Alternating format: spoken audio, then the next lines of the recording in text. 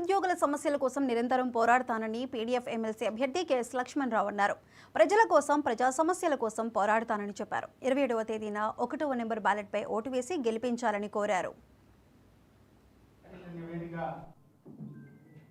ఫిబ్రవరి 27వ తేదీన కృష్ణా గుంటూరు జిల్లాల శాసనమండలి గ్రాడ్యుయేట్ ఎమ్మెల్సీ ఎన్నికల్లో పోటీ చేస్తున్న పీడీఎఫ్ అభ్యర్థిగా పోటీ చేస్తున్న నాకు తొలి ప్రాధాన్యత ఓటు వేయాలని ప్రింట్ మీడియా, ఎలక్ట్రానిక్ మీడియా మిత్రుల ద్వారా కృష్ణా గుంటూరు రెండు జిల్లాల్లో ఉన్నటువంటి గ్రాడ్యుయేట్ ఓటర్లందరికీ ముందుగా విజ్ఞప్తి చేస్తున్నాను.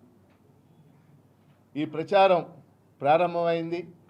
ఇంకా ప్రచారం ముగియటానికి 2 రోజులే మిగిలింది. అలాగే ఎన్నిక జరగడానికి 4 రోజులు మాత్రమే ఉంది.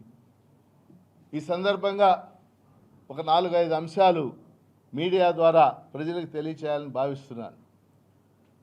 మొదటిది, కృష్ణా గుంటూరు జిల్లా ఉమ్మడి జిల్లాల అభివృద్ధికి సంబంధించి అనేక అంశాలు ఉన్నాయి.